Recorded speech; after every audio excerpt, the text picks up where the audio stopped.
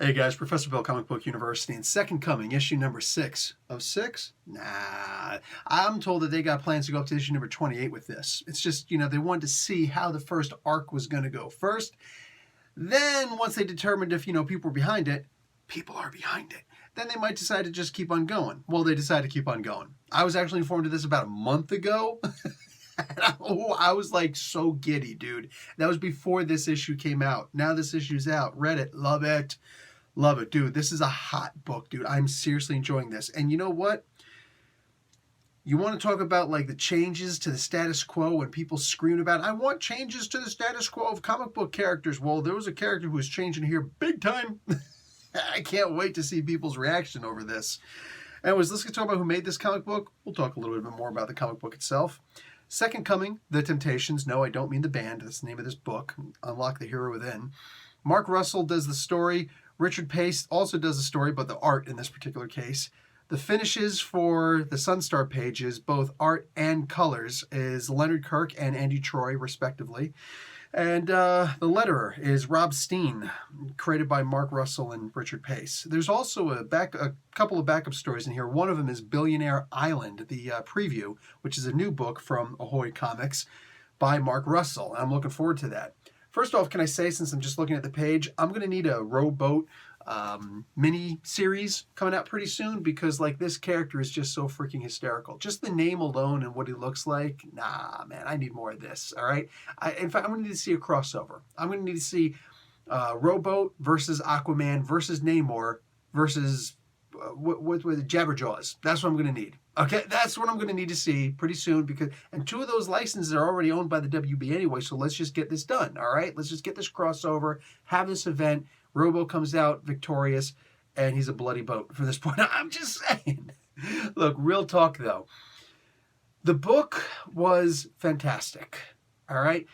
I don't know how the Unitarian Church is going to take to this.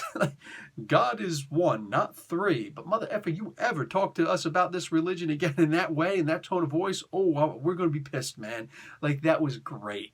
It's just little tiny parts in here. You may now kiss without fear of retribution from God. That's always what was on my mind. Every kiss and so forth, I look up. Do I see storm clouds? Not really. But anyway, like, dude, this was wicked. Also, I gotta point out, I'm just gonna throw this out there really quick and see how y'all feel about this. God being drawn Jack Kirby style with bowling shoes. Nah, this just made my night. This was an awesome scene. I'm looking at this like, dude. Okay, I don't want to get too into spoilers in here, but what I am going to say is this. Jesus does something in this book that is so completely out of his character. Okay, I'm going to compare this to Nick Spencer. That's right. Gottlieb's Law is coming into place. Captain America, one of the absolute hands-down greatest comic book characters of all time. My personal favorite comic book character. This cat, Nick Spencer decided to turn Captain America into a Nazi. All right? He was like, yeah, and the comic book world, geeks everywhere went crazy. Oh, God, yeah. People talk about, we want change to the status quo. So he changed the status quo. And I mean, like, Nick Spencer, he's got brass balls this freaking big. You know what I'm saying? Talking about, I'm going to make Hydra Cap America. Hydra Cap. People went nuts. And he's just like, what are you going to do? What are you going to do? Well, death threats from some jackasses. But for the sensible, intelligent people like myself, it's like, wow, I never, ever saw something like this coming. You know? I wonder how this is going to end. Didn't end that great. But I think it's because people were so pissed off about it. Screw them. Anyway, in here, Jesus gets a serious status change. That is a hell of a decision.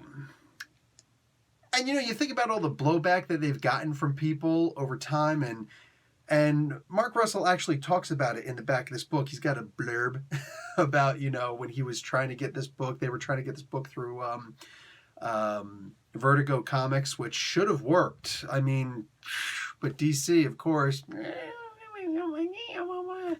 Anyway, so Ahoy Comics got this gem instead. All of a sudden, this and Dragonfly Man suddenly Chips Ahoy. I do it over time, and I apologize, Ahoy Comics. I genuinely do. But whatever, man. Ahoy Comics, bruh, they on the map now. They're straight up on the map because of comic books like this.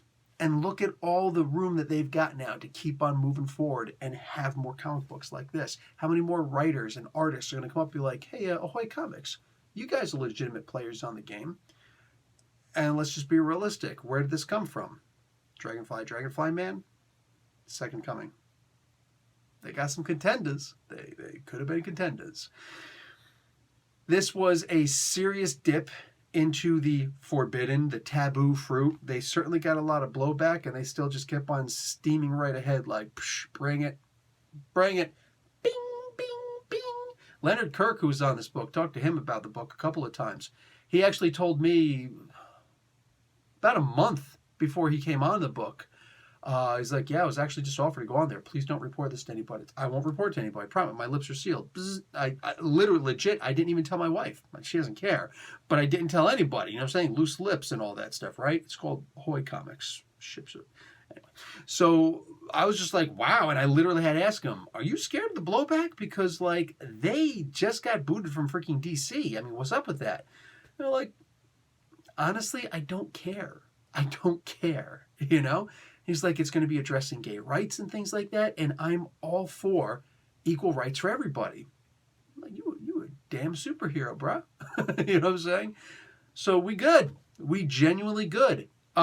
Everything about this comic book, man. This is literally just people having fun. I didn't see anybody being insulted in this book. Like, I didn't see, even the Judas thing, like they actually had the kiss. They actually had the kiss of betrayal. You know what I'm saying? He betrayed me with a kiss, or he betrayed him with a kiss.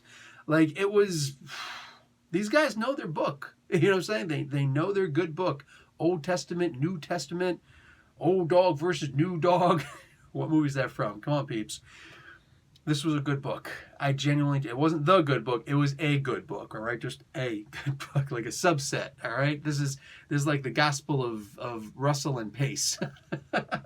This was seriously good, man. Trade paperbacks coming out. Once trade paperback comes out, hopefully we can start seeing some on the horizons of the new issues, starting with issue 7. I don't know where they're going to go with this, since the big bad, like the ultimate big bad, was killed. This isn't like killing a Magneto or a Darkseid or a Doctor Doom. Nah, this was a little bit bigger. Just a little bit bigger. Yeah, a little bit bigger than killing a Darkseid, man. Like, whew. So I'm looking forward. Genuinely looking forward to seeing where they're going to go with this. Just let the creative juices flow, bro. Anyway, guys, I enjoyed this. And as long as you don't live in frigid conditions and turn into a snowflake, if something that you love gets challenged, then I think you're going to love it too. That's real talk, peeps. All right, guys. Professor Bill, Comic Book University. Class dismissed.